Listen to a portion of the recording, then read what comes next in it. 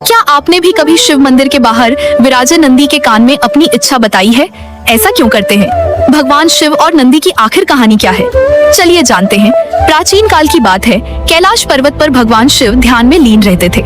एक दिन शिलाद आर्षि ने कठोर तपस्या की।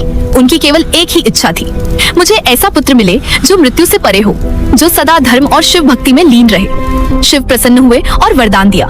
कुछ समय बाद शिलाद ऋषि को एक अद्भुत बालक प्राप्त हुआ। उस बालक का नाम रखा गया नंदी। नंदी साधारण बालक नहीं था। बचपन से ही वह शिव का नाम जपता, ध्यान करता और धर्म का पालन करता। जैसे जैसे वह बड़ा हुआ, उसकी भक्ति और बल दोनों बढ़ते गए। परंतु एक दिन नंदी को पता चला कि उसका शरीर नश्वर है। यह सुनकर वह व्याकुल हो उठा और कैलाश जाकर शिव की आराधना करने लगा। उसकी भक्ति देखकर शिव प्रकट हुए। नंदी रोते हुए बोला, हे प्रभु, मैं आपके चरणों में रहना चाहता हूँ। मृत्यु मुझसे आपको दूर न कर दे। तब शिव ने नंदी को अमृत का वरदान दिया और कहा, आज से तुम मेरे गणों के अधिपति, मेरे द्वारपाल और मेरे वाहन हो। उसी क्षण नंदी का रूप दिव्य हो गया।